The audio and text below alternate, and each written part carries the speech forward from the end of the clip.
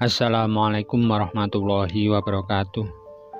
Syekh Yusuf, pendakwah lintas benua asal Goa, bernama lengkap Syekh Yusuf Abdul Mahasin Tajul Kholwati Al-Makassari Al-Bantani, ulama besar yang lebih dikenal dengan nama Syekh Yusuf Al-Makassari. Nah, berikut ini kisah Syekh Yusuf Al-Makassari. Saksikan setelah yang satu ini, namun sebelum itu klik subscribe dan gambar lonceng untuk mengetahui video-video menarik berikutnya. Like dan share ke semua media sosial yang kalian punya.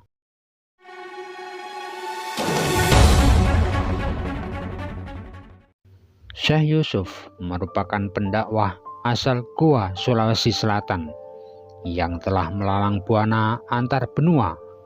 Syekh Yusuf Al-Makassari lahir di Goa pada tanggal 3 Juli 1626. Namun, sumber lain menyebut Syekh Yusuf lahir pada tanggal 13 Juli tahun 1627. Syekh Yusuf lahir dari pasangan Abdullah dan Aminah. Ketika lahir, beliau diberi nama Muhammad Yusuf. Nama tersebut diberikan Raja Goa Sultan Alauddin, yang juga kerabat ibu Syekh Yusuf. Pendidikan agama diperolehnya sejak berusia 15 tahun di Cikoang, Sulawesi Selatan. Dia belajar dari Daeng Ritasamang, guru kerajaan Goa. Syekh Yusuf juga berguru pada Sayyid Ba'alawi bin Abdul Al-Alamah At-Thohir dan Sayyid Jalaluddin Al-Aidid.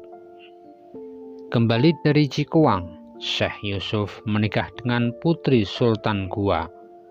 Pada usia 18 tahun, Syekh Yusuf memulai pengembaraannya. Syekh Yusuf pernah singgah di Banten dan bertemu serta akhirnya bersahabat dengan Sultan Banten terakhir, yaitu Sultan Ageng Tirtayasa. Syekh Yusuf juga pernah singgah di Aceh sebelum kemudian melanjutkan perjalanan menuju Gujarat. Selama berada di Gujarat, dikabarkan Syekh Yusuf sempat bertemu dengan Syekh Nuruddin Ar-Roniri, salah seorang penasihat raja perempuan Aceh, Sultanah Syafiatuddin. Syekh Nuruddin Ar-Roniri adalah negarawan, ahli fikih, teolog, sufi, sejarawan, dan sastrawan penting dalam sejarah Melayu pada abad ke-17.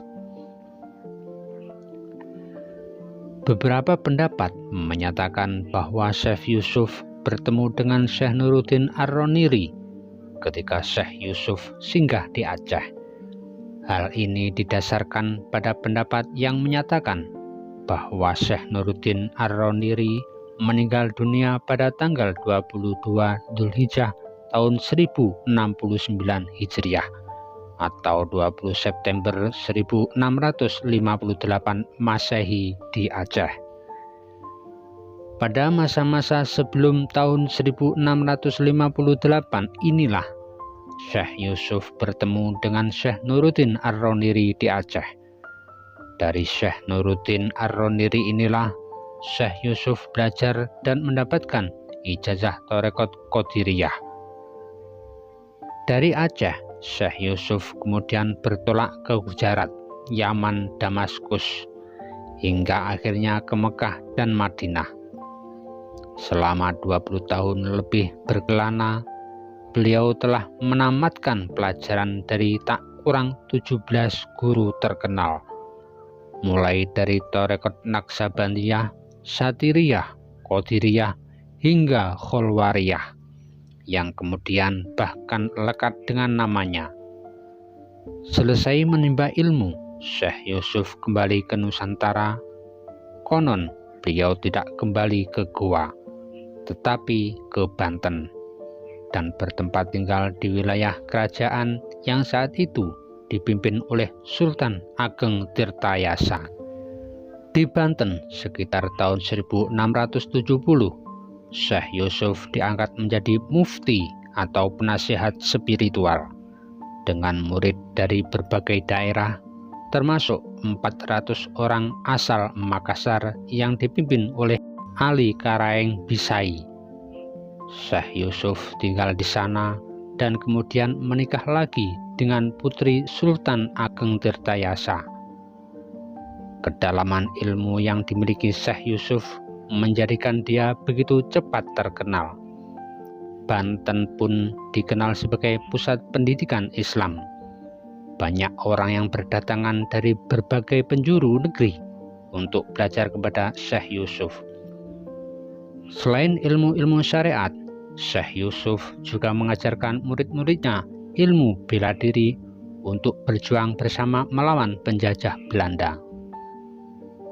Maka tak heran banyak di antara para pendekar di Kesultanan Banten adalah murid Syekh Yusuf. Mereka dikenal kebal terhadap senjata, sehingga membuat pasukan Belanda khawatir. Singkat cerita, Belanda mencari cara untuk menaklukkan Kesultanan Banten. Beragam cara dilakukan, antara lain mengadu domba keluarga Sultan. Ketika pasukan Sultan Ageng dikalahkan Belanda tahun 1682, Syekh Yusuf turut terlibat dalam perang gerilya. Namun, pada tahun ini juga Syekh Yusuf ditangkap oleh Belanda. Awalnya Syekh Yusuf ditahan di Cirebon, kemudian dipindahkan ke Batavia, Jakarta. Karena pengaruhnya yang begitu besar, dianggap membahayakan kompeni Belanda. Syekh Yusuf kemudian diasingkan ke Sri Lanka pada tahun 1684. Kedua istri dan beberapa anak Syekh Yusuf dan 12 murid dan sejumlah perempuan pembantu ikut diasingkan. Syekh Yusuf banyak melakukan dakwah dan penyebaran Islam. Muridnya pun banyak, kebanyakan dari India. Salah satunya ulama besar India, Syekh Ibrahim Ibnu Mi'an. Melalui jamaah haji yang singgah ke Sri Lanka, Syekh Yusuf terus berkomunikasi dengan para pengikutnya di Nusantara. Belanda khawatir dampak dakwah agama Syekh Yusuf akan berpengaruh buruk bagi keberadaan dan politik Belanda di Nusantara. Karena itu, Syekh Yusuf dijatuhi hukuman mati. Namun, hukuman mati terhadap Syekh Yusuf diprotes oleh Raja Alamgir di India dan Raja Makassar Abdul Jalil. Usai menghancurkan Kediri, akhirnya hukuman mati diubah menjadi pembuangan seumur hidup. Maka diputuskanlah bahwa Syekh Yusuf diasingkan ke Afrika Selatan. Tiba di Cape Town pada tanggal 2 April tahun 1694 bersama rombongan yang beranggotakan 49 orang. Syekh Yusuf langsung diantar masuk ke dalam kastel atau benteng. Salat maghrib pertama dilakukan dalam benteng tersebut di Afrika Selatan. Syekh Yusuf membangun permukiman di Cape Town yang sekarang dikenal sebagai Makassar.